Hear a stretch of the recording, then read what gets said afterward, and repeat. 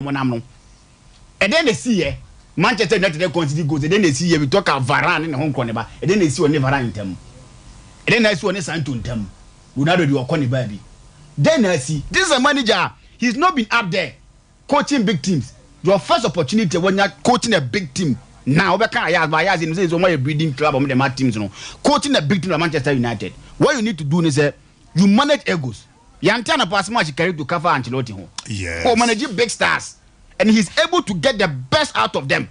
You are nowhere close to these managers. You come, you'll be fighting with players. Who Bondo? Who is at the Hague? That's a problem they need to look at. Players no only more contact. Of course. And players no omudi omo komo chance omuni coach din komo abu. Yes. You have komo amini ubedi, komo amini akomia bedi. E different komo amini bishop bedi, komo amini apostle bedi. He did home come change. So we be come anymore. Something that was wrong. The players no do home come. 2 years also Varane will need to grow for supporting. Sancho need to grow for supporting. And these things it will come to affect the team. They have the United problem. No pay the all can say na coach. A coach no problem. The biggest problem at the moment is Ten Hag. Where omo bobo na the Manchester United. Omo bobo na Manchester United. Okay, then I can. I didn't have a say can. But then the year dream said the also mean disputed the fact that everything has to improve the team and all of these things. But anytime Biana Mobeka said the problem is the coach, you find another manager. The next 18 months, Varane will be sitting at where he's sitting. And Mobeka the same thing about these kind of things. Abu Jose Mourinho by Luis Van Gaal by David Moyes by Ole Gunnar Solskjaer by Ralf Rangnick by Utilas Ralf Rangnick na no hana me gina hana me Ralf Rangnick you see here ne soro ba form nyina the entire Manchester United adwuma no went me anya successful the dressing room and everything that happened how many times me se be promote Ten Hag free Manchester United team anymore unless some players within the setup have left the team akomia sa se mu de bia o kan me so de bia bizarre say you see mo back oye David Moyes mo bakoy Louis Van Gaal mo bakoy ba we no ska omodiama we yo dia to play onye failure abu usi ska omodiama na re call ball cap players o hay me kai da mo kofa Morocco ni ai Amrabat but na chire tati ai bishop ai Fifi Manfred ejuma no tactical but na chire not obosi akoy ba ezo dwawu ni nyina azu yo coach na kofa na me get last time Bishop Brazil concern bi say akwan ba as the kind of players no to no as o ti ayas nketwa as o today ayas nketwa player oni o maye ejuma da no e na o twe o mo na odi o mo ba begu the maka so ni o mo biggest problem here the kind of signings crowd here when you are given the opportunity to augment your squad get additions where we qualify for a Champions League group stage near Casa you don't go into be signing Mason Mount go in and bring yet again John Evans Amrabat. When the panel compete even in the league, sign Gadomo, or be sign Sebos Laimo, then you go in for this kind of players. They are dead wood, and they'll give you the kind of results I'll pay. And these are the results I had to Manchester United. Coach their biggest problem. And if they want to do something and it's either they get him sacked or they sit him down. Jose Mourinho and some of the Biamekan, I'm dinner coach in the these Manchester United fans made us aware say Jose Mourinho was their problem. Since Jose Mourinho left, we've seen managers upon managers. They keep on telling us the same issue. So what was Jose Mourinho crucified for? Chama mezo betranse why na yenko betranse ne yenko di Ricardo Vaz no Bishop bra na yenko enim na won Sompa sika promotion star 256 star 3 hash star 25 original mattress out that's why obe enjoy ye papa the Royal Foam Ghana Limited so Royal Foam mattress no enya de keto akra ya bom modern hihye ni hyi a sonde de oto a ye ma osumye pa beda so afa adwempa era babra papa na ne ma da ye so etimiera mo di new ultra modern showroom aba okowa demo ne ma bia no ubenye bi omudwuma panti ya bomode a wos awodo na nani no yetimi ede amom to the form number no 0202 271,000 0202 271,000 Real Phone rest assure ne mwa na bibia anko ye pentimi enfama Bishop na bibia aboko de mira bibia bedin o azen na weni ajepa bizi say me teacher aba and so no documents am dey of patrol Mr. Patrol teacher jikewa oh ha And then no Saturday no hobby. Labo. Me di crash ase na eche na me twa because man hwe pe akọ probably ha ntene de we chiro 30. Do you show the GK wa no na ma wani agi Anya no. Tamfu be wu o. Me bo shire. On pe mi ye wu. Wu ase wu bi boy. Hey. Friday memory results. Pam. Friday memory results. Friday and Saturday memory results. Okay. I mean kan che Ghana phone na say. E chia mo. E de obi ase anope ne bre en na da aja wa nya ma hwe me catch up. Last year. Ye share Man U 7, Liverpool share Man U 7. No about 16 matches unbeaten. Na ya ko lusu abobo draw bi o Crystal Palace. E de chia mo yo mo sa. Yemfa eni ahani enko aprenkanse mafie. Yen ni ya wipe papa so we pra and we movie and we dey say fala ye ne fala ye pe 3 points e be je mo say deflected offside goal slightly used VAR goal and yes pass e be fan say o kofu yo mo yade Ambesa she 10 there be enye no koreda 3 points because match near Bono near na first possibly. Nasla for us have that's true. Mo boss answer. 3 points in here. What I say? You know mbabo omunye ready Sunday. Won cheni pa. Munye ready. There be any awarding. I na mo come on you as a PSG so ya ka. There be afa you be house is here. PSG so ya ka. You be house is here because ya ka. Your questions be one or two see bisa. And then the message Jumana so we tell you baby I will be afa pen. Now indeed the incredible story of Giorgio Chiellini and home come on. I'm say we need a special request to Ricardo. When Giorgio Chiellini or Atakaka? Can you see Ata? Yeah. Oh, okay. I'm your twins. Oh, wow. In your opinion, and a fish. So more literally like a fishmonger. You will Chiellini or Livorno. And you're raising. I'm your Roman phone cry. Roma, sorry, no more incredible Mudi from the Knights of the Blessed Sacrament, altar boys, and girls, Fanny and Pharaoh. Now, say if you reduce it to the very layman's layman, I say mass service. Mass service, yeah. I'm in your turning down on your mass service. Then, in terms say they had to make a decision about Chiellini. So, because school. And also Bobo. He is very intelligent academically, and he had a passion for sport, including volleyball and athletics. So they enrolled him into Livorno's team, and now started Obo Livorno until the year 2002. He became co-owned by Livorno and Roma. Then Juventus stepped in. And Omotorno in 2004. Omotorno didn't call loan of Fiorentina. 2004 and 5 season. 2005 and 6 season. We aired the Calciopoli season. That very season, Obobo Nibi at the Juventus. So he won the Calciopoli League. He was playing. Oh, okay. Now one of the most incredible things at the Mbeba Chiellini and his journey through football. Athens 2004. Sa game na Ghana and Italy boy. You know? So with my highlights no of you would see that Andrea Pirlo was a master. Alberto Gilardino was scoring the goals. Sabon Idi can show man on betting. I bomb too. Exactly. In that game, Chiellini played. Wow. Chiellini won the first team for the Azzurri in 2004. And since then, Giorgio Chiellini never looked back, playing his heart out. He's one of the few players Omoji all the levels of the Italian league pyramid: Serie C, Serie B, Serie A.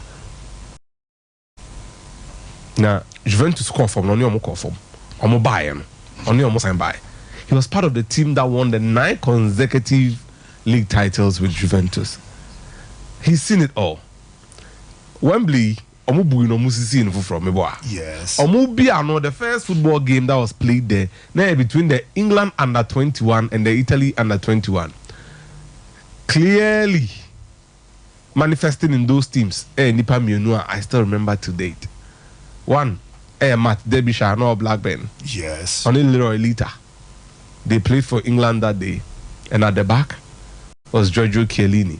Up front was Gianpaolo Pazzini for the Azzurrini under 21 or Italy. So Chiellini went through the pyramid. 2008 European Championship. No, he understudy Cannavaro, training no tackle Cannavaro. Cannavaro pry.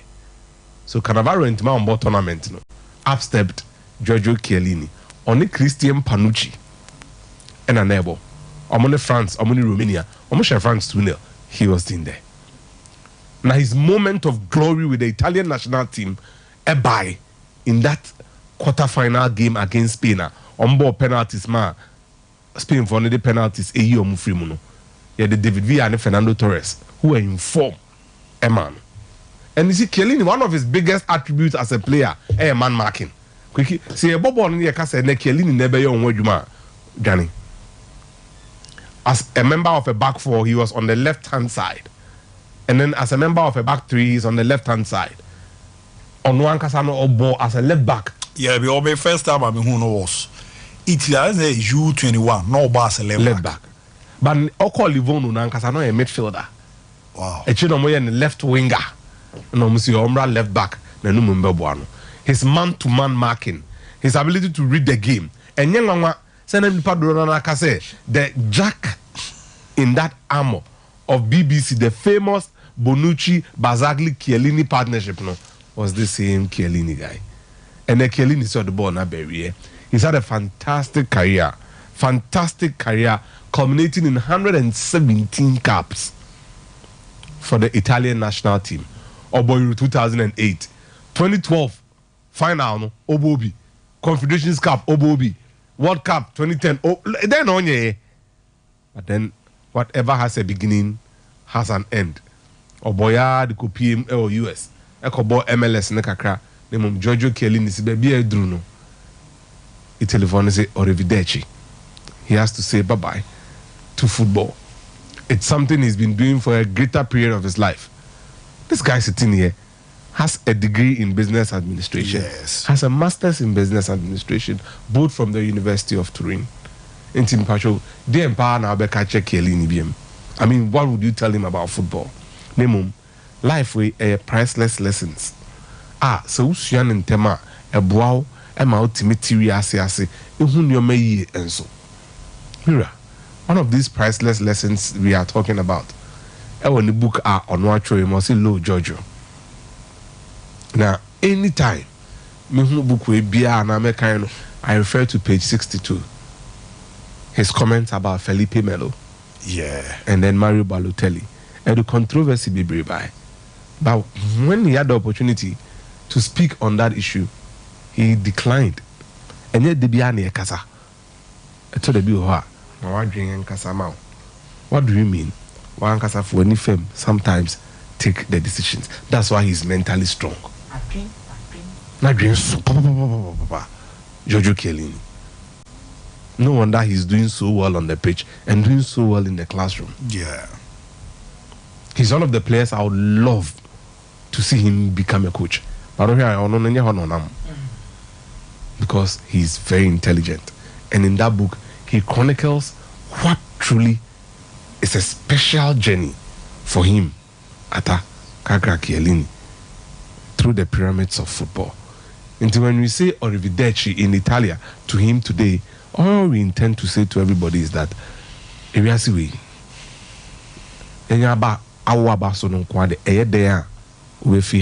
yes, the world is a stage. You come and do your stuff. Oko. But make sure you save a lot of memories.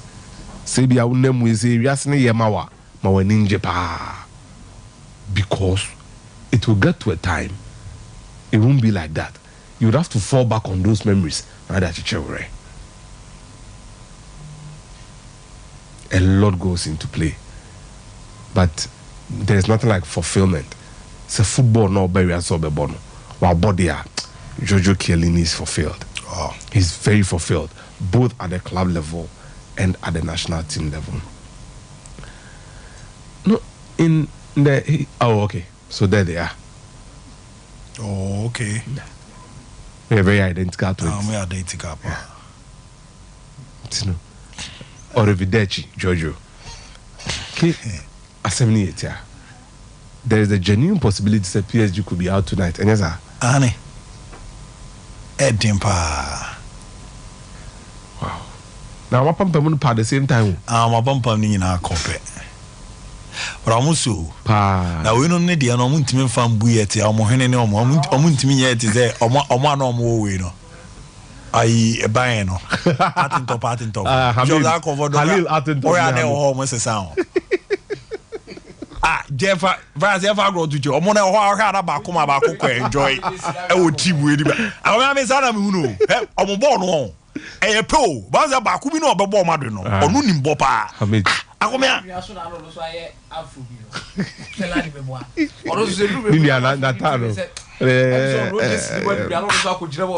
Filani Nians know you.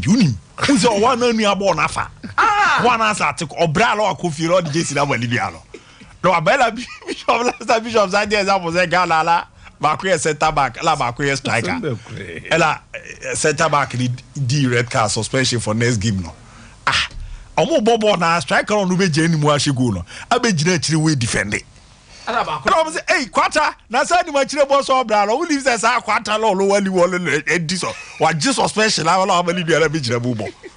Come here, SEO, Mrs. Sako for no more buying it, no one almost. I want to born it to me ba. I want to burn fika crack. No, ye, no, Moses, Bishop, no, Moses. So it is what it is. Football is an look, you see. PSG project and start here. You know, say Sikabi Rem. Now, Sikanibi rap project, no, a pejai. Bibi a wash as Biano, your friend product life cycle. It goes, it peaks, and then it declines. So PSG free Champions League, that's the beginning of a decline. Because there are a lot of reports say QSI and share the new project no to say first no. Messi muni na about nana. For me that was the peak period. Neymar, Messi, Mbappe no. Ramos that was the peak PSG. I'm repeating this. Metia so be catch me say Manchester City EBG Champions League major PSG and Camestro no. After some boss have final against Bayern Munich. Look, baby, I'm confused. Do more Ben trophy no? I'm going to lose to Chelsea and Chebi Ombeba. I'm about to trophy no. My life is like this. It is what it is.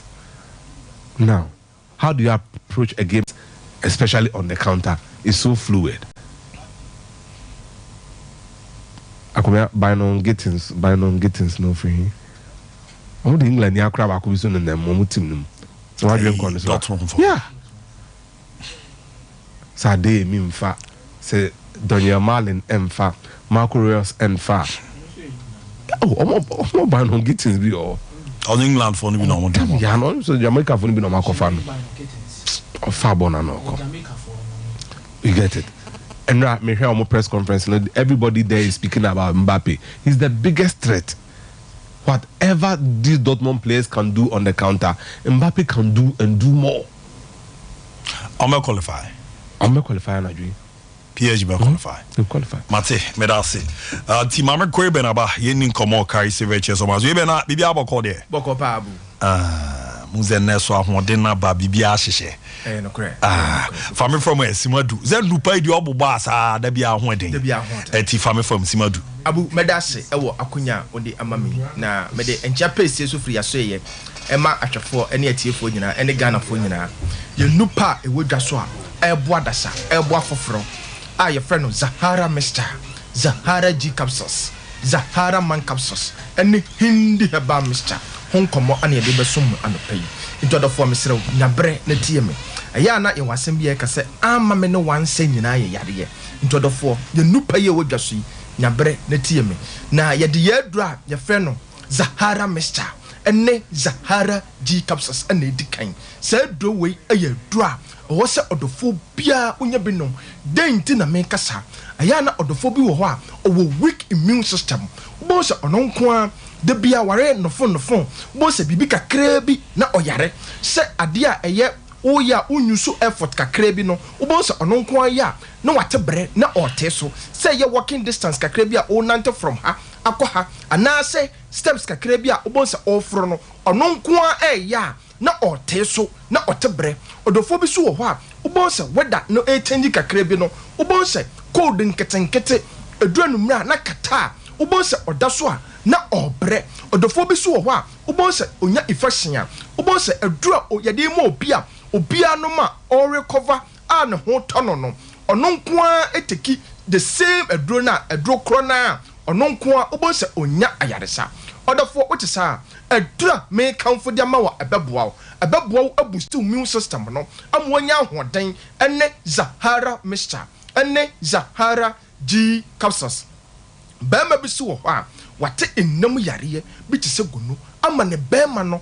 fɔwa na ɛfɔn ama ensansa obonsa onama na oti ho na ne bema no ho nyina ayekuro sebi obonsa onama jonso eka ne ntentem ojonso so a na ne jonso ne mu apai mienu obonsa ne bema mu nyina edwan na mu bɔ na pe obonsa osana no sometimes obonsa obey experience insufita bi na efiri ne bema mu bank kakra obibema ne bank kakra bema ohu saa ne ma we ɛwɔ ho a pe Zahara mixture ene Zahara G capsules ekira kwan utado na obehwe cap no miensa anopa na de capsules ne mienu aka ho edru anume so a na wahwie cap no miensa na de capsules ne mienu aka ho bema me purchase udi ensuo no ana benom topaye no aya na imprem bebre obu onom aduro na onnom ntoatoa so onnom bi na the next day onnom na nopa onnom anumere odafo men nom ne sabema nom toatoa so se de beya infection bia na asa so ache ama obema ni hi ama obema na airphone no ni nyina ebefiri ho sa adure esa ye du a ebo oba bia white anasa odepo ene na betena oba bi wa ne na betena ama na gya tum se ye mayale oba sa o hwam wo Sompa TV na otemenka e wo Sompa FM so a asema meka ne se ko herbal shop sisi a pharmacy shop sisi a licensed chemical shop bia eben wo de uduru ho a wo se ope Zahara mixture ene Zahara G capsules oba utodro na nom toatoa so na obon se edro na ebeboa boost ama wa himfie hono achi yopo oba bi so ho a ennam yare ha na dwene ama sabi ensansan ati egu na himfie hono so prekesen oba pe Zahara mixture ene Zahara G capsules ekira kwan odofo bi so ho a aya na odwaleria sometimes obon se or experience nyema bi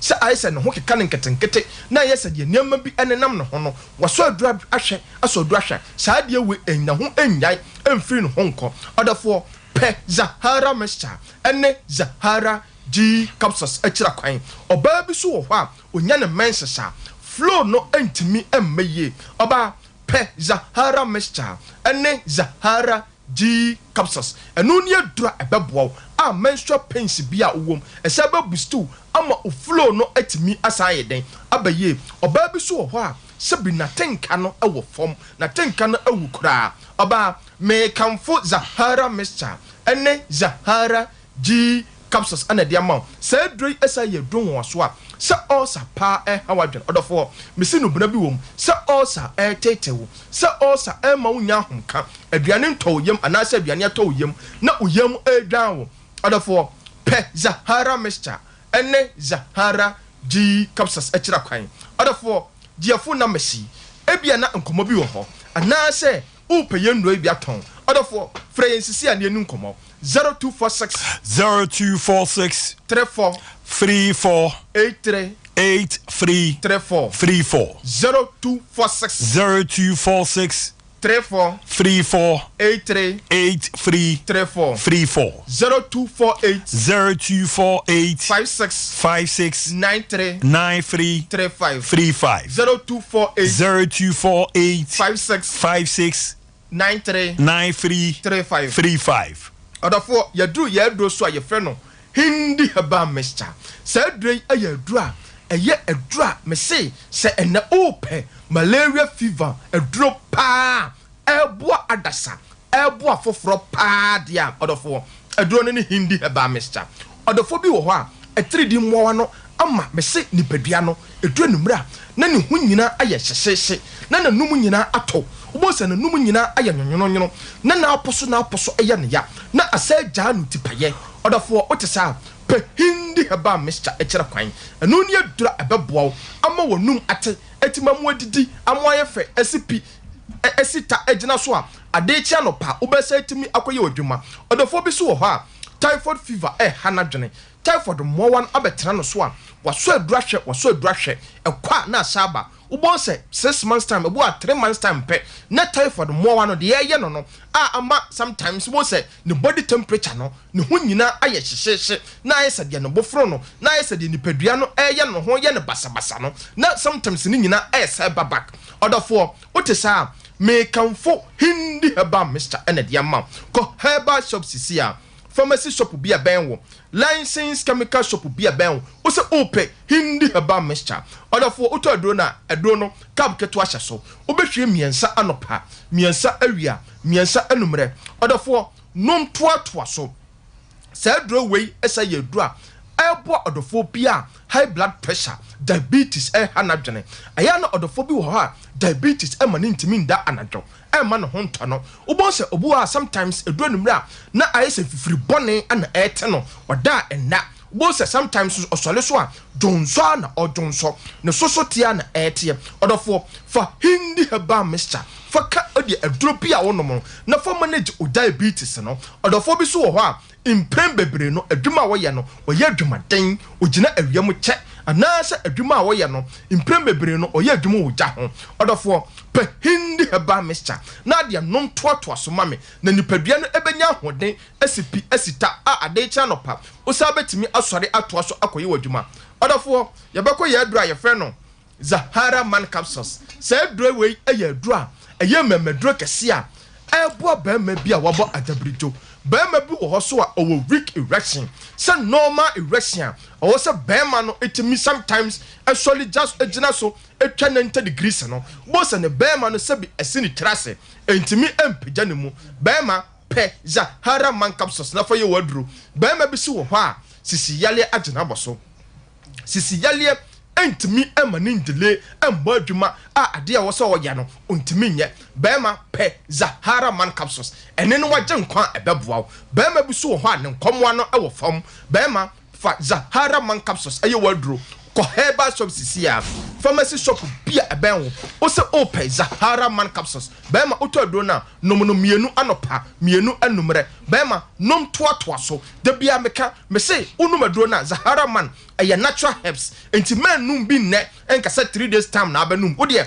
nom toa so anopa numre na wan kasa no Zahara man no ebemu atende odafo jiefo numbers ni biem ebia na nkomo bi wo ho ana say opeye no ebia ton odafo na fra yisisi a 0246 34 83 34 0246 34 83 0248 56 93 odafo medema no usi no ye nupe ya ye fre no Zahara Mr. ene Zahara G capsules ebo etu infection biase asa boost immune system no ani yadura ye fe no Zahara man capsules adane mema je nkom bema bia enom abobobi amame ani yadura ye fe no hindi heba Mr.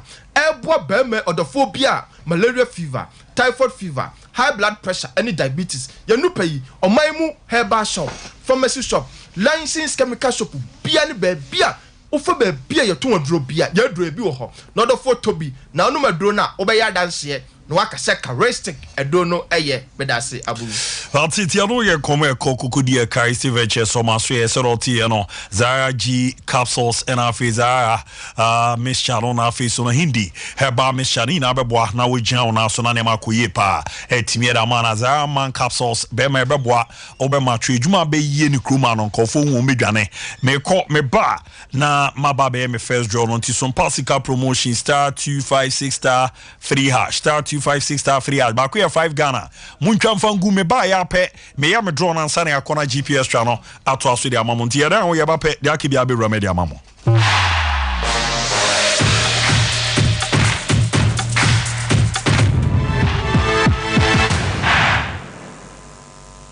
Sompa akyɛdeɛ yaba Sompa akyɛdeɛ 2023 Bible say nyame Sompa pa ne sɛ obi kɔ wo nyanka ɛne awusia mɔbɔ ɛno ti na Sompa 93.1 Kumase Sompa 90.7 Nkransa Sompa 98.9 Sunyane yaka bom sɛ bronyen yɛbɛma awusia ɛne akrafo adidi na yɛnko ayɛ tini agye sɛ wobɛboa yɛn enti sɛ yɛ sika fato ahomatrofo yi so 0598559802 meeting ubiem 0598559802 edi e woso yeta 1 media branya bosone ne le to so aduonu ba ko ne bebodwa trada na de amode dum ye no ye de ama ekura na me ba na me say akere ku na me say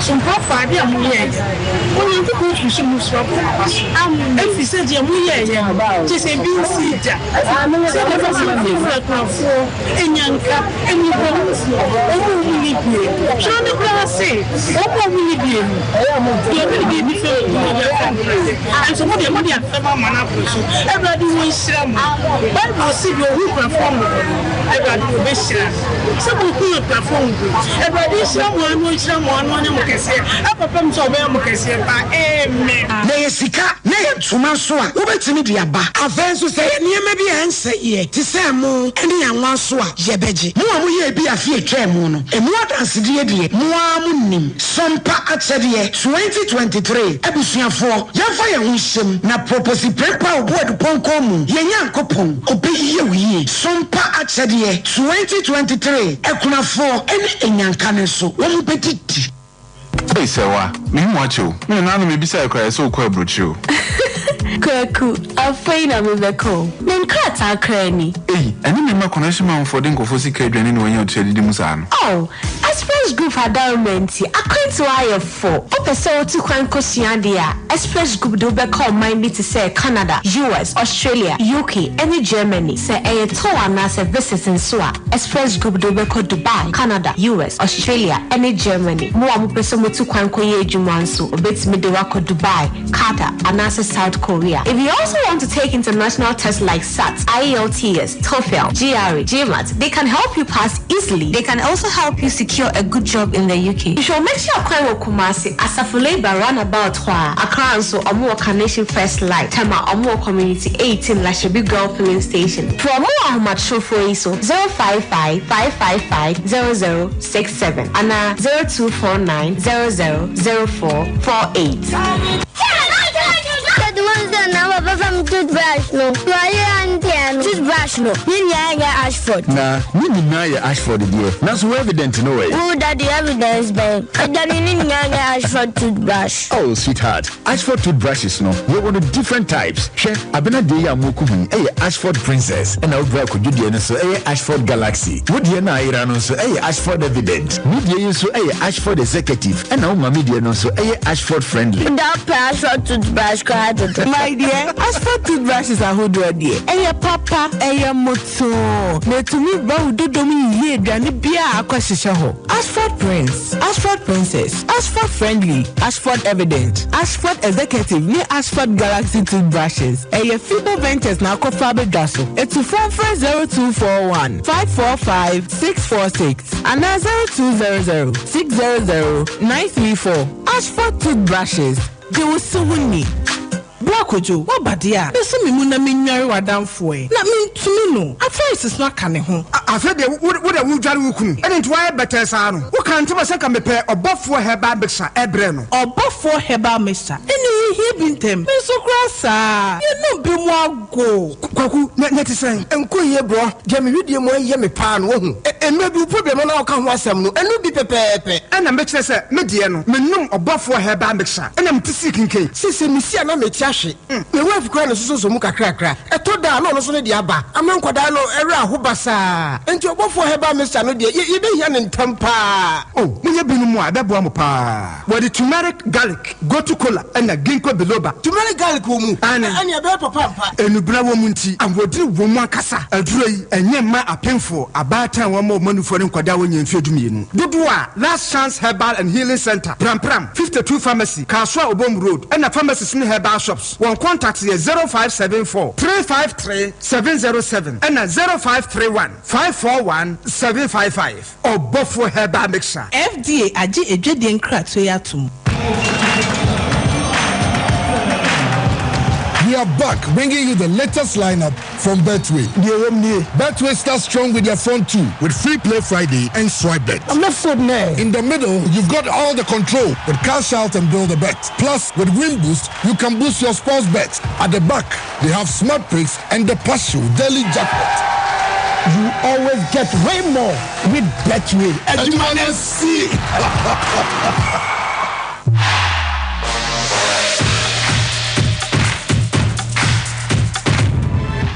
Alright, ya bomode na yetimi ento so kama peretimi afama wenche GPS trebe bomode na ya shase ye didi nkoma na boana ne makoye pede amana mwenche me bana mababe me first draw no star 256 star free hash star 256 star free hash uboshima wafa Sompa kumasi bebi edu no yitwa ne 556677 aboa mane makoye da ma retired refugee came manu ewo video ma incident bia etimi ekoso tutu no the super clash no unya ne ma yani ne be na yadwewram na aboa na nema kuye peda ma 21st ken examenka Eva Josebra na bra be wra mo maso ne beboa na enen yarewa hodo na yetimi aso ano de amana de ba ko a omudamufo mo ayama nkofo ebo mabaso pa siatica unkomo siatica ne se wa transfer ma to asintine twetwon awramo hye achu bibi ewramo sisi achu bibi wanrentu ana ma dabi no na chezo baba bebubu na bia ba ko a hye ase eyi ne ho a nkofo abomode ajo ma yaisa edu adanse ebo ma ne makoye peda mo the 21st connecting Ramuna Yamwana Shende da Yepa Entimi Emfama Yarwano Ebitisa hypertension stroke diabetes and Africa o peba unyebu yo bana bema o how kakra ewo namua ni nebrena yabwana nyetimi amanema kuye peda momo laba o kwa ibedo sodusu na yetimi aso yarena no na fiscal services no omo ye makase weekend bia to fa ona je massage no mo massage no yere machine treatment ne kan wa uzampa ne mu edeye papa ujam na so honam no etimi esi so more than 15 branches Ghana bibia omo bo edwuma Kumasi and overseas junction omo be na free obo ase council quarters ko junction be nyoma crowd me market no unyom sunwane nkranza ne techiman baby omo eye edwuma mo number ni 0249 311 0249 311 0540 311 0540 311 ofre na ebu ora hu hia kra so beba Kumasi na ba bia woro ene wo so kwa ebetro no akwa kuram na ne ma daye pa etimiera ma expert group semenka franchise amanone nkomodia baby ti se Canada USA UK Australia New Zealand Africa Germany ene amama awodo na edoko nyakwa kura so na ne ma akoye pretimiera ma ne woko akwa kusua de additional class scholarship na pe admission awdo na pe wa monone no omre no mo abo international exam tuition and registration no binit IELTS no SAT no GRE no GMT ne TOEFL ni nehwe etimi abo nyeye ne kama pe de mana mo a mo beze mutu kwan monone kokoye edwuma no express group aba etimi de amamo the years obe form number no na ne omo edin komo 0249 0004480 0249 and after no crown channel your 0555 550-067 0555 550-067 0508 111-343 0508 111-343 opomo ewo krodioma obehu omo Kumasi ano asafo labor about akra awdo wani chemo kaneshi first la to be nyomo tema community 18 la shibi girl filling station unyomo is legon wabobe Trinity Theological Seminar and after takra de onhu wani chemo market circle wa of Seatort Ernesto fast food be nyomo sunyane silver so omo be high court na Tamale so no uroni nyechiremu e wo Tamale Technical Hospital a obenyo omo na bibia ni honso no omo e ben court no nti uroni ambo na na manko ye penfa ma na nwumre match so no e jepene na etimi akoso na ni nyina bibia betwe diska no e betway www.betway.com.gh www.betway.com.gh de hia ene se wenye du fie du otwe o qualify so nso betwa na nwumre no wonya ska kese edi na aboa na na makoye pa e de ama ba ko omo de aba edamufu edi golden booking code no honsa ne ade simple ni nyina ne ze nei obo mo de rom mo site to abebi atwa 100% back okreke so a obo the golden booking code no fa enyi bi fa bi nkan utwa from 1 Ghana to 50 Ghana ye diwa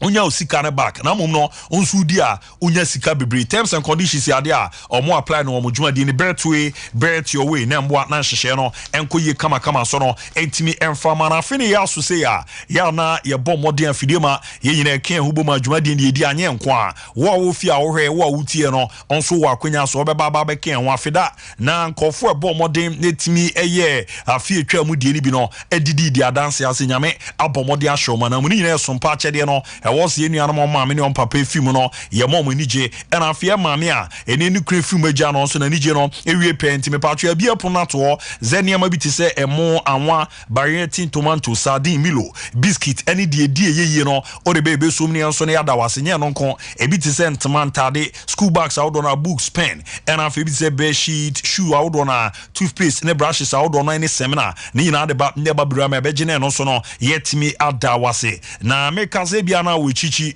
na emeze chichi de wechi untime mfa ne ma ne bi mbaba ro bepe ze kakra bi no de beboa na dwumadi no aye krabre number no 0598 559 802 0598 559 802 me patro o send ya ketua bi ade beba bia ibesom ne agyen adawase nyame be hyiaw se wagye atum so be na wo ya din beba no Airtel One Media ana Blessed Foster dini Airtel One Media ana Blessed Foster etiesa pepe nnesiatia eboa na hyehyɛ na koyie pa etimiera ma kama para meba na ma baba be me first draw no di run for robert na wabomode akeka ne ma de asie ni ntino nyanto wase ansa ha refresh mame ti mama kwan so beba no waba betwe di star 256 star free hash Sompa sika promotion yejadwa 500 Ghana enche bana na babe ko baransa na merum no mama seconds kakra Vodafone M for M offer no simple the answer was anopa o 1 Ghana cedi akakra da so na edeko enimu no o akwanya so beda star 530 hash star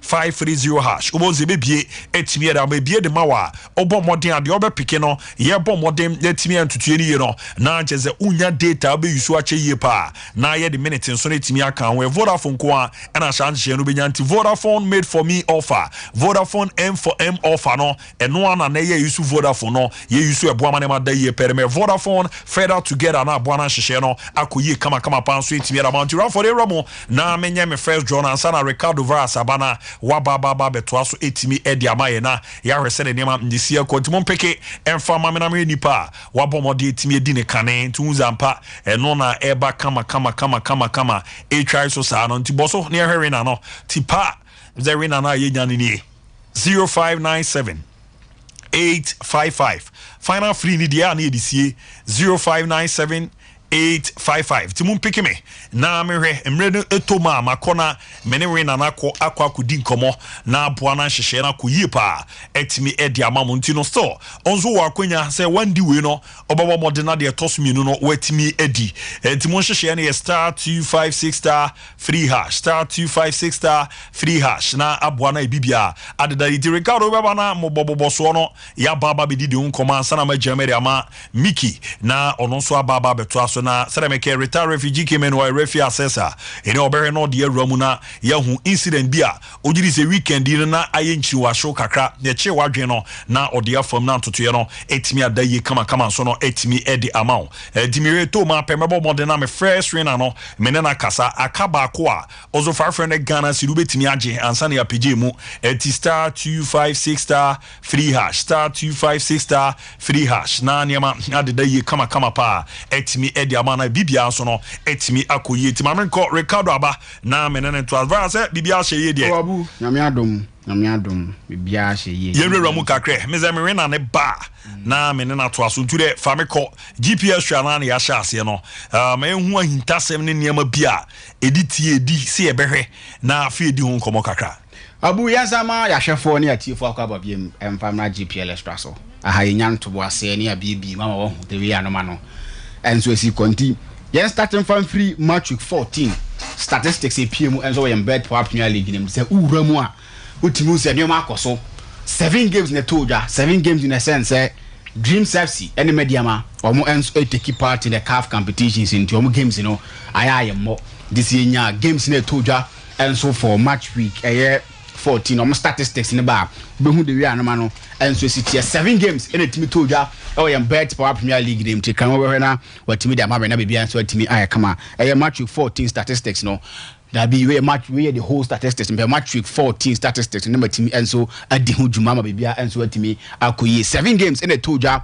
yen bet for Premier League nim na we the way wins enso ne no man enso esifa call ya ni nano enso betimi aba na wo hu the way no man enso esi kona bibia atimi aya kama pa enso etimi ho enso yen bet for Premier League na we red card table anti match statistics ni say sitie 7 matches and a toja yen bet for Premier League nim na ohwemu a home wins 5 away wins 2 20 goals and etimi toja yen bet for Premier League nim a nyomo na enso etimi koye na 20 goals emu 14 enso home goals na afei away goals enso 2 pentiano ene sere no man enso si koye yen bet for Premier League nim a mere ho nsensem ni na no enso to ya hefo ene ya tifo na wuramu a GPL most wins after games are yetimi abonoko na akwa say ene ho nsensem sitie Adina Football Club ne dikan with the most wins yen bet for Premier League nim after 14 games omo awini 8 FC Samate se toso mienu ono so 8 wins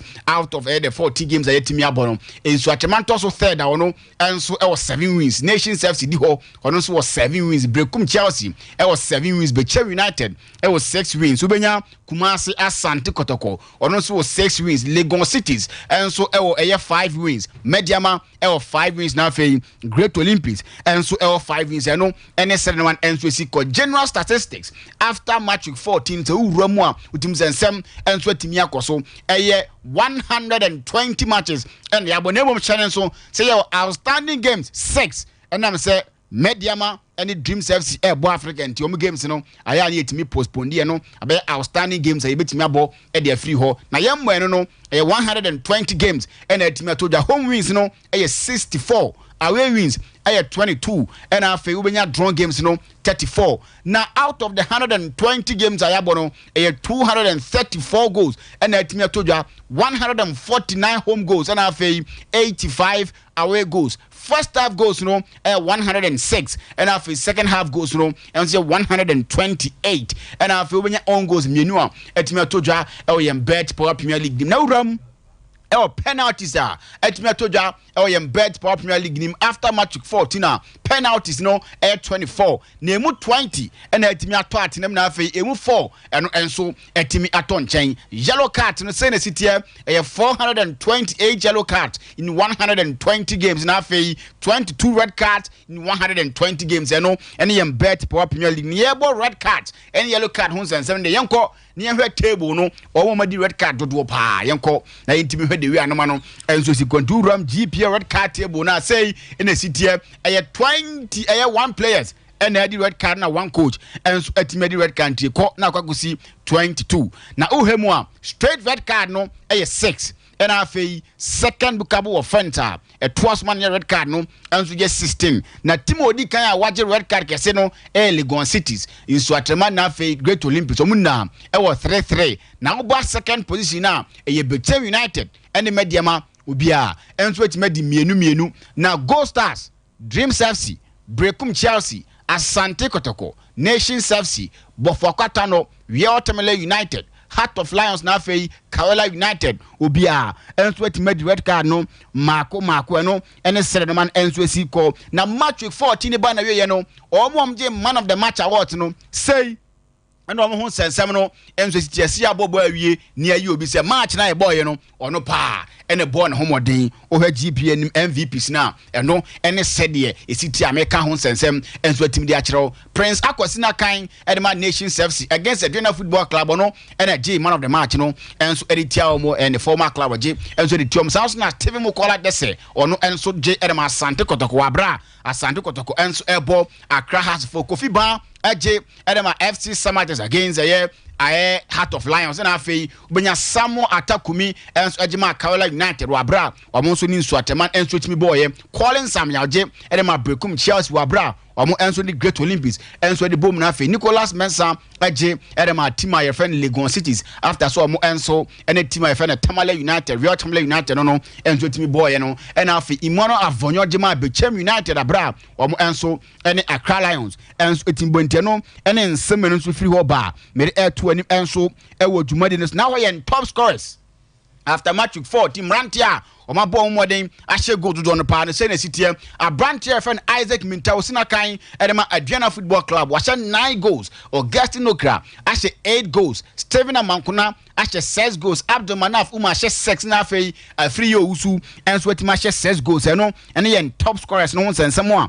made it to a name and so Ewo Jumadinus so na JPA table no Ghana Premier League no so hey table now after 14 games I Senate City Samate said the kind and so 26 points second position no Adriana Football Club no and so 24 points so when you Swaterman out also third down no and so 24 points fourth position no Bechem United 23 when you Nation Service no and so also FIFA 23 Brekum Chelsea at also 6 or 23 Asante Kotoko at also 7 got 22 points Legon Cities and so at also 8 for no and so 18 points House of Folk also 9 or 16 points so when you met the amount or no or 3 outstanding games then so or also 10 for or 16 points but for Katano also 11 or no or 2 outstanding games are or no and or 16 points Great Olympics outstanding game back or not also 12 or 16 points Accra Lions about the 14 games a year or also 13 time or no and or 16 points Carolina United and so when the games a year or not also 14 or 15 points Dreams FC at also 15 or no or 3 outstanding games are or no 14 points or also 15th we are Tamale United outstanding game back or also 16th or no 14 points Baby any Gold Stars was outstanding game back or also 17th or no and so 12 points Nafi Heart of Lions or outstanding game back on so or 8 points I know and man and so see Kwamre to a name Ewo Jumaden so after match week 14 no say and I team of the week and no and so on sensem is it a Kofi Basina kind and my team friend Samatis or no and I post him down by now for call and so kako board ma wadre and so me that man sounds now when you bond for Emmanuel Boahi Usina kind of nation serves one and so Jinam Suraj Yusuf Kama Jina kind and the man Legon Cities or no and a Bobby sounds na Kevin or CSB or Jamie and Sa name woman mono yadia ne koyepa or no and so age natural and so me that man sounds na Abdul Rahman Yaya for Carolina United or no and so boy chiro pound and no and him back for a toja or yam bet for Premier League game and as a Ghana Premier League match 14 no get air to do and Rantia Miansa and I want FIFA what made my Prince Aqua it's not kind and my nation self to about FIFA my sounds now calling Samuel Usina kind and my Brekum Chelsea no and so see a kind of FIFA that man fe Richmond Lamptey against a class of Napa and Nibehe Ewago Pramana and one more Koyepa or no and so HNB and their mind sounds no anymore Miansa Ubenya Abrantia, Jeffana Cephas Kofi Mante, or no for Bechem United, Ujinam, Abo Edamayan, Sansna, Samuel Atakumi for Kaula United, no, and Ejimabo, Edamayan, Fabian, Steven Mukwala, or no Sinakai, Edama Kumase, as Santa Cotoquano, and Ejinam, Edamay after match week 4, during the Rianamano, and Zosico, match week 15, will say, and a fixture CCTF, teams Ahodwa, or Musia Kai, games Ahodwa, Ebaso, and the way in bet for Premier League, you know. Saying a Hunsensem is it your Friday, Ubenya a General Football Club and Bechem United and Airball Nation FC and Airball Yamper Daminida or many Accra has folk and Airball Great Olympics and the Kumasia Sande Airport or Royal Sport and Nemo Channel so say a Great Olympics and Airball home Gold Stars or more Anthony FC Samate Sama to your Mata on your Visha a Koyepa we are Tamale United and a Brekum Chelsea Bebo but for Katano Legon Cities Sansna Accra Lions news Swaterman Heart of Lions and the Mediama Sama no ya postpone no and I'm so and so CAF Champions League binti Kawala Anthony Dreams FC and so ebo sa so yetimia postpone am say Dreams FC and so ebo CAF Confederations Cup no and you are no man enzo se gonjabu obesu na fi ref ene Mickey ato asamai Mate meba na ref ni Mickey asum na mato aso ere amai na mom no yaka ere atro se Sompa sika promotion o akonya zo beba na wa ba be rama twa di na aboa ma ne amakoyi tibiera about star 256 star free hash star 256 star free hash na aboa na hihye na da di pere ama esmansi drinks mi no ena ye didi ba ku ye mixer 5G ena ba ku ye mixo fruit drinks na ne obo modern na ojibi na aboa ye papa mixer 5G habamani nduaba na ye dia ye cafe bia ni monoma emo ahode sonko a ugia wona so a niam akoye pretimi ere ma na mix miso fruit drinks no organic fruit suso ene abomode ne etimi ere aye na emeze nei no aye na aba abedi nto na aba aye fro na aba de dodo na eba be hyev no eno na ewo so kra na de ma ho na ebeboa ama niam adadi pretimi ere ama fana man na nkomo bia ene mpimfo ntimi ndi zaze mu de ye pa 0246 270221 0246 270221 0558 1063480 558 mo amoko for idiano monko kweku Oche Company Limited ewo Eastern Region 0243 329414 0243 329414 na KF Kinju oro ani chemu no motel so ami kumasi a obejibi 0544 483392 0544 483392 manager Daniel ewo 21st keneke overseas mo denye bi o bi kind supermarket sister sewa ebebo amwenye Mama Esther Outcome Royal Ventures Watra Baptist University Wakwa Ojibi na PNC Ventures Anomanje Texas State Shopsi Charity Hospital Junction no Yobenya bi na Sachi Enterprise Asafo Abinchi Osi na cheze VIP car park re eboa na ne makoye pa edi amant mamenko Mickey aba na minjamu mo ne ref na yehwe decision bi ewura mu weekend ya na nkofo ehuni se ntwa ye ndidi de nko na mo no Sompa sika promotion me kwa the final one me be draw no star 256 star free hash star 256 star free hash oba Sompa kuma so wafa ba ko ye 5 Ghana cedi twagum sa na nya twanko abedi migize bia abokode na me adom bia e kama maminja mu mawe na on ref monto aso ref good morning akwaba so maybe I boko weekend me nyane ntia odin kan kwa brankese okay Friday now baba ya anawamba Friday media mane ana Saturday kwa brankese na Sunday so baba ya nti weekend ne yinkwa Ashanti region nkwa well my main started with observation from the 3 games now share the who in terms of officiating so far me feel say omo ya there I'm say abrankese na there was an issue bi and me feel say as an referee no and enya ni ye okay but at the end of it all no sanity prevail my omo boy and media match no so feel say no be him say omo be win yeah now obviously small mistake and losing concentration can create and take but him say they've learned their lessons and then their next match at a win miss obey and they back match so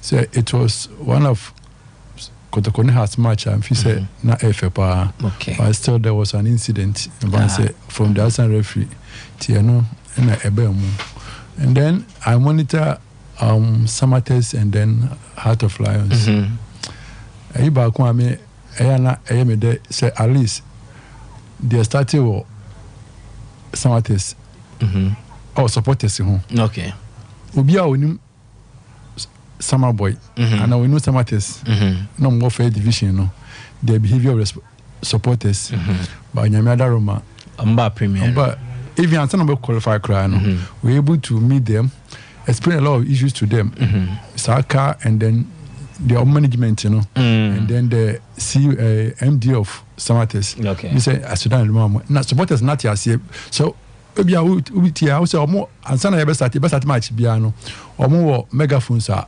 omo edeka che omo to be say baby one more me aye abedu am even last season and so omo na J best behave supporters in the premier if you say other centers no they can also cope amunsian because baby aye ko no say da bia ye ko bu referee ye ko bu team ye ko ye we na say etwem and no dem call issue I the best chance here. Yeah, attack referee war Turkey. Na a Turkish Super League game inti yamfa say Turkey or Premier League game. Na a club president of Ankara Gucu Okobo referee nesa na other club officials so be butu nesa. Now based on the CNT Turkey football 24 Asha say all football leagues airborne wo chrome hono and o mind him no o ma suspend o mo mfa nkɔ n'anim. Fast forward yen famra in a typical Ghanaian football contest yenya issues of say yebo referees. The latest one is your Division 1 name zone 1 Division 1 league game ekoso exactly. Then yabo referees no meaning say videos na already referees or model that form one na so mo situation anya kra where referee officiating official yabo no ma I say we lose sense of baby or work kra and me sure so da ho no onim baby or dampo. There are other videos matching up to this because decisions be unquanfam more. Do you think say your league organizers omun take a bold stance towards clamping down assault or attack on referees ana? Eno bit me ayedwuma but ohwe DC take here me bo omo afi na baso. Okay. Say omo suspend all matches. Exactly. Ono nka se bia center no nka na me band no. All matches. Inti eche say referees ehun here me I always say yen kind of cray players na ye kura ekokwe omo no obi timi gina go area de yara mo friend 6 yard no mo ball na shank when be je no abato atwene no aye na eko but referee he's running, he's taking decisions. Maybe me can say referee be able to match no 100%, even 90% to cry no. And yeah, because you are interpreting the laws. Okay. Intimidate see what I say. Any the FA Turkey FA na ye no. Say me ball ma so pa. Say e ba e di hu e be hye omumu. Exactly. You are not saying say referees no e betimi ai de umpe bia.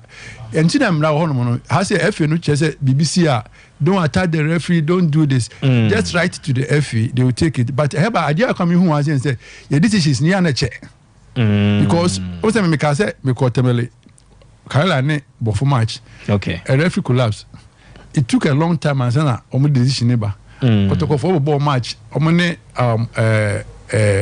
nation match no. Emu no omo de verdict neba. Say mo ko chi ko for verdict nyina e buy. Me feel say assembly see at once so me crossing the ford no there omo ya de ho because when chi de omo ye bofo de omo ye but so hwe enura me hwe instead me nya ayi me hwe no me wi ahosa because any pod da hoyi o maame o busuafo bi o ma na so hwe we bia o papa na onua da sa me ya me fi say enkoyi e dia nko a a decision and will take years. That decision no ubun na ukuna does it change the decision? Oh yeah, yeah, back question say remember you be so has for a year after Kotoko has match no almost NCC na a yibi and then almost penny now kasa no if you say if no ntwena adwunyina bibi so okay almost press and almost kasa say almost say referee bia could do match na say anya yi a almost take is or say time ya if no taking name because almost say ya na ye jan name bi as a Ghana dey o enya hwe ba betu an na bibia si say referee say almost dada hoyi mbom pa ya ma say almost to almost no aba but say nyamia amfasa ama no owu ya ne family dey nko na be na ebe ye wo mo owu sebi nkwasi awu nti fi say ba bia dumi sa NCC you know we no FH you take critical look guy na so NCC chairman no Elvis kemo minim say sa video no how make me abono tell the amaye omo ne kotoko match no referee ni ba no result show motive or evidence nti asa omo friend no eno ye edan che and o say no has match say omo bo wie na say referee ni DCC wo mo a they will take the referees or the better referees no they are giving examples about their match against Ghost Stars match. Ghost Stars match you discussing they should go back and look at the clip. No we say ball na share na you go. Inti hano we treat referees anyhow and yes go score free. We go score free. A serious issue. Me my kasa dey we say yeah mu be there it me fam no near it me fam and then kwara aba no guy obedi kotoko ni house match he's a very young guy. Yeah. This year no ba premier so and look at how he officiated the match. Okay. Perfect. We are there pa. But what you na mo ka ensem bisa na obi won ma ontimi nyina wo nti fi se efe no ba bia ye enima eka ko no omo nyom na so pa crossing of the field no problem omo ya ade but and some of them no me say has omo NC's German they should call him and then omo explain say some of kan no what so wa kan free woko has nso nya team a team keto a only supporters you yeah or supporters exactly. And then BBS and I thought team and then you are saying in Tiabasa now team no problem no they don't talk about it in the referees let me go to them can say referees I say nobody talk for us obi an kasa maye in Tiaba na obi pushi yakọ how can you say referee ni banal results you do waka pam how they attribute where is your evidence. Yes, and to ref Division 1 the na yemfa no fan chance here so na Venchi Victory Warriors FC na Wa Power Sporting Club game ne kwaye 1-1 na decisions in TMA omo to share referee ni so no the first one omo say nke was nke penalty mo and say Kremo why crowd my the first video Victory Warriors for no so this is the first incident player and dribble and the defender na so tackle so Victory Warriors for share red and black and a Wa Power for no share yellow no and Victory Warriors player and waka ball ne dia kono defender na so tackle but from the footage 129 no into ref one kasa adwuma na mai we say spectators bi wako rapper team wati ahwe opa odo on san ko ba bia onjina ha say haya kra na aya enai bia ka obi dabi ball ne da ho no we wada form hwe ball no unsi wa we draw ne nine no a defender no I we draw ne nine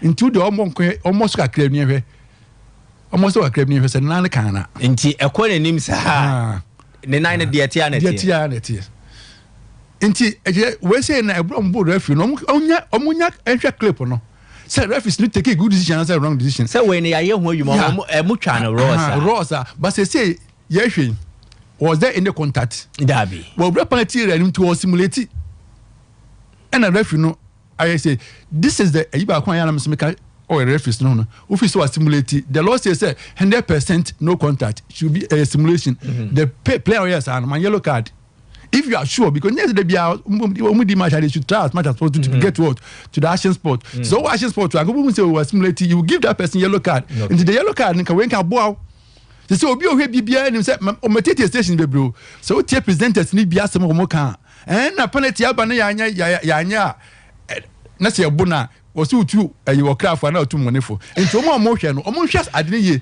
we was there a contact referee Abubakar ma into presenters now abu referee ni masia say yabono obi say yabono a eye de oye no into the two supporters na mo obuni yen papa say we say was there any contact dabi yanko exhibit number 2 the same game and also another penalty claim defender say or clear ball attacker ni be yi ball no but once again per the footage looks like defender na 29 bi yes and a man for possession me go home because 29 and can 9 be I don't know whether but Opeja and 99 can since minimum that time na scores near 1-1 now I don't know because the final score 1-1 exactly and you say you me nu ya ye hwe obi a match say ba bia contact ni wa o say can referee the penalty me you see say what you na hwe mtu anya the referee was 29 and can 9 be ko nanim but player 9 na ma say no we dey nam sorry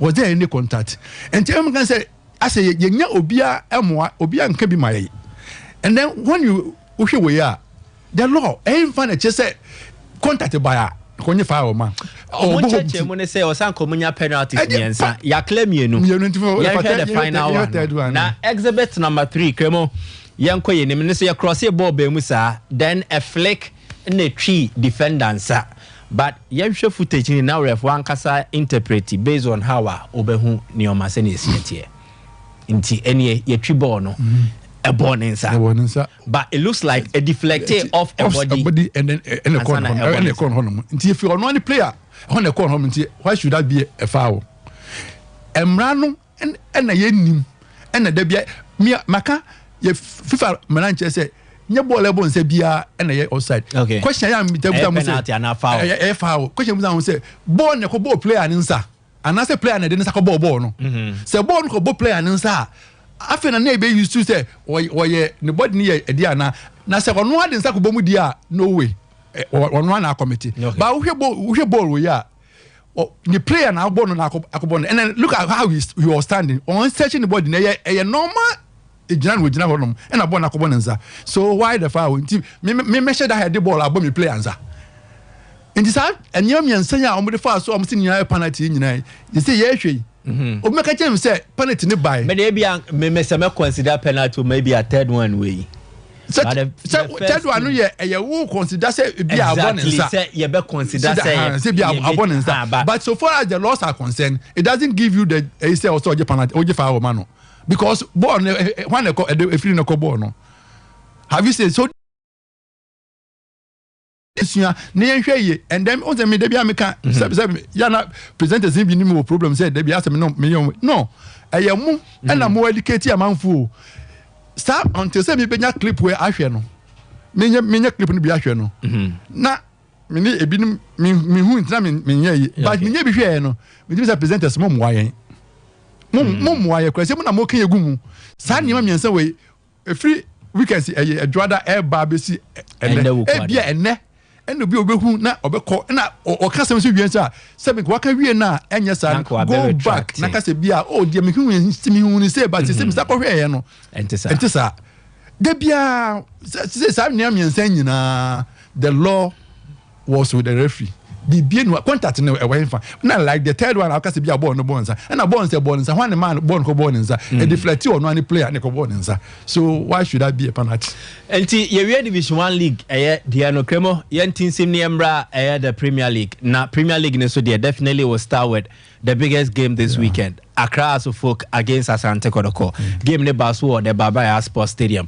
ye be call that controversial offside decision so but if you see a kakra in the lead up to Kotoko omo go omo share edit no it looks like ball no a deflect off the hand of Baba Yaya but see if any din na ya nkasa ye de adwin susu na ye pass judgment on it enti ball ni Baba Yaya na gina ho na ohun se ball no e ball inside the inside control kakra okay say you decided that exactly when catch us hasi say hasi no e ba hasi no ball no ma nya foul okay we be ball da enti Cremo starting the bill open say ya enlarge no magnifier no be adwuma no we biem enti my replay na ye hwe so clearly ball number na Baba Yaya attempts to control the ball with his chest but due to the original way enti enti ye hwe we be a ball e fa the boy e ball na hasi na hasi no e ball sabe area na ese ball anya foul enti in between the chest ne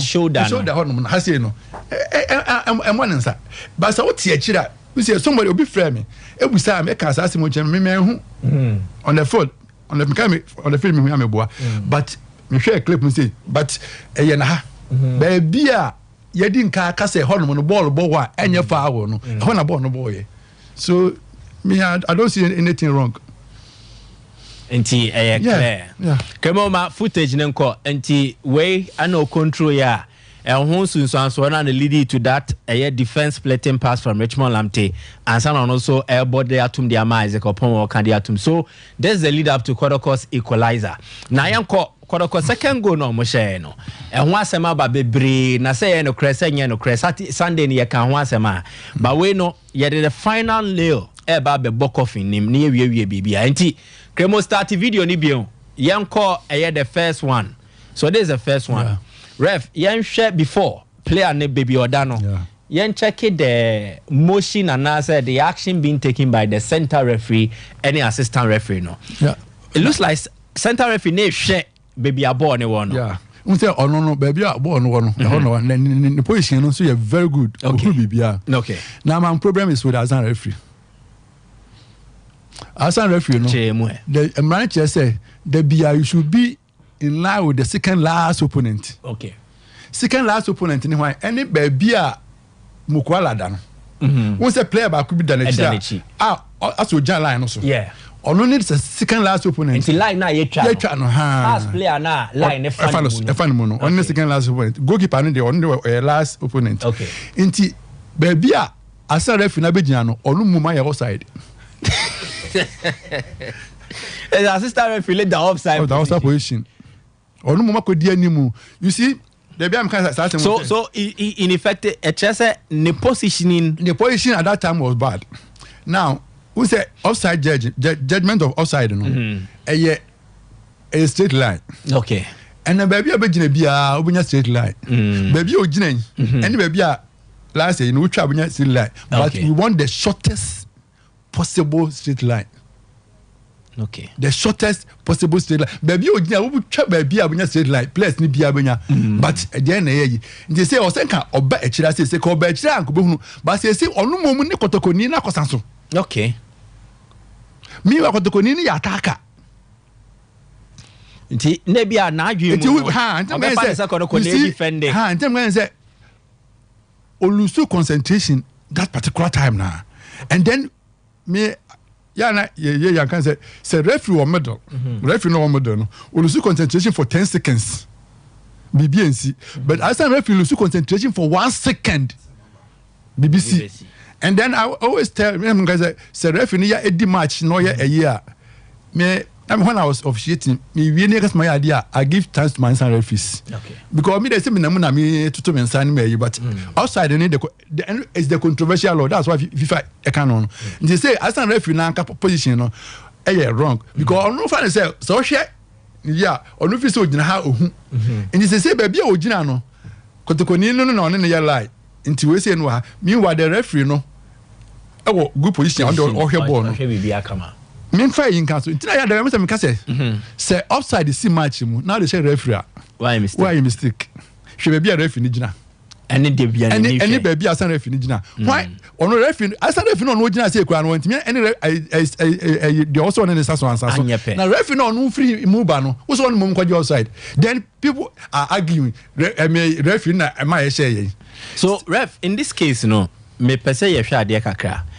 Assistant referee no and yes and any share ball no do ain't na man Lucy touch of the air course one because we share the nina I said o try na ni share baby ball ne one concentration na e wo no assistant referee o ball no air ba hon ma o be share sport no baby e wo no but also making sure say you are in line with the second last opponent ho hia me pa nti honom ene ya e beat no now offside that's in the bamienu. Yeah, into where the first. Into where say the first face. Okay. Into the first is way no. We first we say where after any so cry. We the second one also. Kemo, may I call anti there's the second face. We say has no move from position 1 to position 2.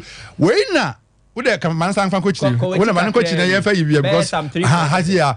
We the omo born ha ya o da bi me onyina na ya.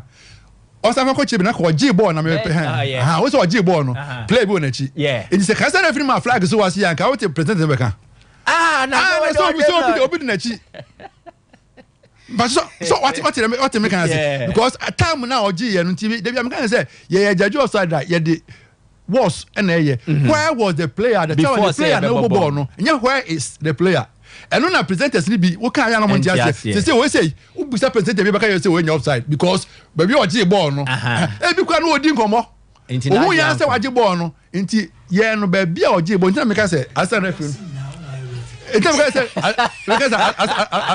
say asa referee no e ye mistake no nti we dey yes an to aso nti kebo ball footage here ko haya okay and sign a player we be ball mukwala it's an outer position. But ref again the positioning. Yeah. So what we say, Onumon kura move. As an ref, you know, or move.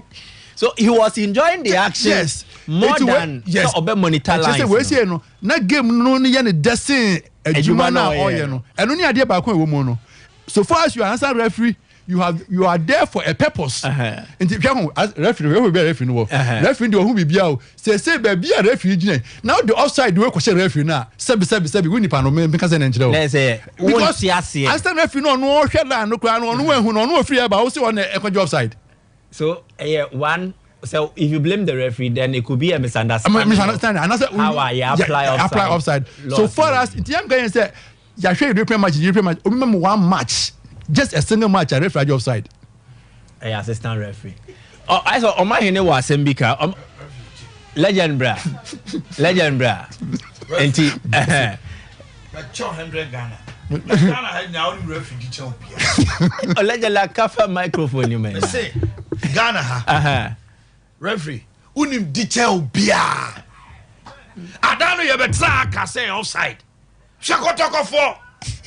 And say referee GK menu akasa. Wa wo so ye boa no mo mekasa. Referee GK menu na akasa o. Referee 100 no kwesa. Upon asabra. Referee GK menu akasa. Edi where is Esiano no? Sir assistant referee oh let it go. Oh let it go. I'm on there. Eti ref, there's a way that you're supposed to be. One, the assistant referee did not help matters because Olusu concentration. 2, the positioning was poor.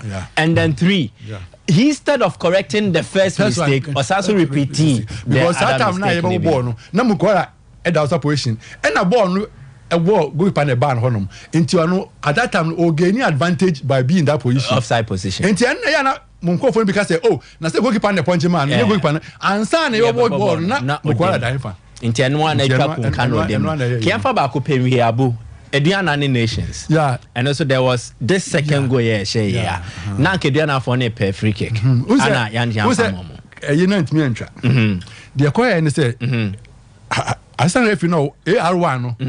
Emma edge offside ko offside ama nation for no. Because na Ediana for na offside. Okay. Hand to a normal flag so. But my flag so the referee na hu. And now no mo use communication gadgets. I was expecting to say confirm flag into because every one I better halfway line and I still maintaining to the flag no across way no the to ho. And na born by saying that aduane ni committee and na we fa ho no ko share. But we impede no. So we attack what there was not go where not to form. Go has the BBS. Omienu nya na ko hwe so hwe yi ni ya. Omienu nya kwa na ko hwe no obi fira chire bai. And obi fira chire bai no fa ball no. But remember Bass. Omienu no. Omienu nya na hwe ho. Unse omienu nya we twi no na hwe na obi fira chire. It's the defenders na gina chire. Do na for defenders no. And no nti asa refu no. And a cover problem in your buy. And they see here so the referee cannot disallow the goal. Because I didn't see it. Because you said if you flag na no again, neka e kwakura nke kwa mahwanu. E kwa manation. Ke kwa manation. I advantage. Okay. And na wono we hu no wabobo. It should be a goal. Okay. But as a referee next time you should make sure so if you saw my flag so outside there na send communication get on find way and means on better draw referee attention ref me that say the debia o ye no my no and that's why in kama enti ye be da wa say nyankopɔ ya adoma na wɔtwe sende ye be san so enti abu ma me nje mu ma na yes ye wi adwumedie amati me give me that one say pa na ka be person my friend for the but member ni we ya ba de ma me hwe ba ku mienu bi na me nya na me page mu 0554931331 9310548 no so betimi aba wa baba be kakakra enche me na ma ye me final draw no na afema page me mu na me ko ma me fa de odikan wa na me no etimi akasa me patro odian ne baby afrafi champion abdiabi minu ayenko awunya tolo mo ne atiase wan samle na pomba wa ta se wa choma ngo bejana ma me mo ma ba so pa Sompa bo na Oma ene ekere pena obe mata pepa kiri nyaji oma nyaji wi mani mo we pia papo chembe can shop for me so na I say I go to for reflection course I just go for communication e be ko reflection course me so we pia na di referee e me get what many outside I say last man be to outside e to no just be na the ball no that's some projection that's what you do na ko to be here near as a former to born in outside mate me da me for bu au dia ne baby afrafi hello hello ya au dia ne baby afrafi baba jo mi tio bajo ati as a folk your problem pa na problem e wono enye about coaching. Hello. Mate, me da se no so the odian baby afrafi. Mfefi je kubu FM. Baba jo mi tio. O ma hene se o ma hu ya man ho mo pa o. Ho ya na fa die. for one papa. Oh, me grab a faculty, be raffle you really a cop. Why, yeah, let me say, next week, Grave Besabada, Yababa, Betwasoli, Adiadi, Rasford Bosone, Herring on the uncle, D. Rin on here 0555 690 0555 690. You're from Pimana for Yanko, Yamboy, Beba 3 to 4. Now shoot out on yet me about transnational to us. I don't say exactly 12 news to the Beba about Twaswamamo. As soon as say wa pomodin and as soon as say wa hodin yare bia when you free timen no madro abra woni me yare no kofa bai we aye 21st clinic yina so a ye de sayare wo 21st clinic no yare a amanfo titru ni abrochirefo enim say yesa pa no any yari a friend says sciatica. Say ye cast sciatica. Eye humabia if free usisiachi said you who screen sweet. Foul to us say, foul name to be see from. Ayana a trion, a yaw ya to 2 tituniana jo. It me count na bacope said you win. Na Emma, so one antia crane yaw ya untimina na so. It's me my papa crampo 21st clinic in Benya Butre at church room. What who say yariana eswa